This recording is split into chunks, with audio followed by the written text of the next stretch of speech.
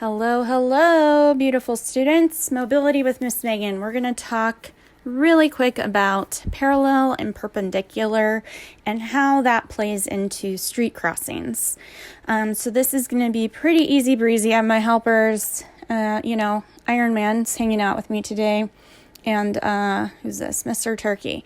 So, we're going to put, Turkey's house over here. Green Street. He lives on Green Street. And we're going to put Iron Man's house over here on Yellow Street. And so I just kind of want to use this as an example. Right now, if there was cars like this fancy, pretty sweet honky-tonk pickup, I don't even know. Anyways, this giant car is coming down the road. Let's say he's traveling east, just for giggles. So as he's driving by my friends, he is traveling on Yellow Street. That's something I know. He is crossing in front of Iron Man's face. I don't know if you can tell, but Iron Man is facing Yellow Street, looking south.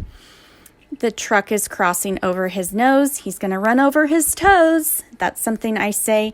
And I use that with my littles who are just learning beginning street crossings. Just like you teach any kid to stop, look, and listen, we want to start teaching these terms and concepts at a very young age.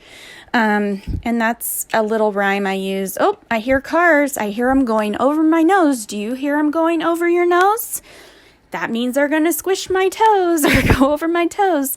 So that's how you initially can help kids remember an auditory, way to say, oh, I should not cross. There are cars going over my nose.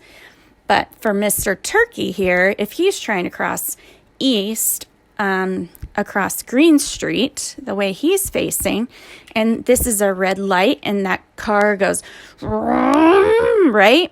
You hear that engine rev when it goes. Oh, that's the surge. It's going over his shoulder. There's not cars going over my nose. So that's when I'm going to cross. So that's a little more advanced, but it's still really good to talk about if you're going out on walks with your child or your student and you're just, listening. Do you hear the cars? Point to that noise for me. Where do you hear it? I hear a car. Do you hear a car? And just those beginning listening skills. And if you are crossing a street, talk about it. Talk about, oh, I hear the cars going beside us. It's our turn to go.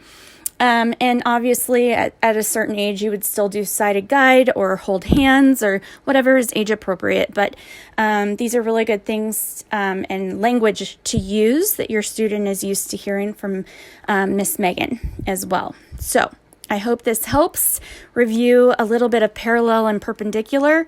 Another way you could go about this at home is to talk about maybe your street and, what roads are in your neighborhood when you're taking walks.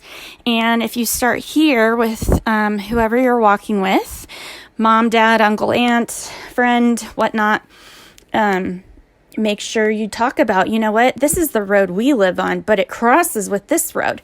Do you think that road is parallel to us or perpendicular to our road? If it's one road over, it's parallel to the one that we live on, if we live in the purple house. So those are really cool things to also discuss.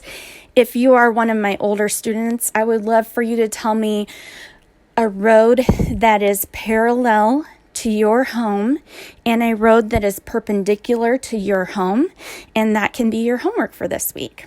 So if you guys have any questions, obviously you know how to get a hold of me if you're receiving this video, and I hope you have a great week. Thanks, guys. Bye.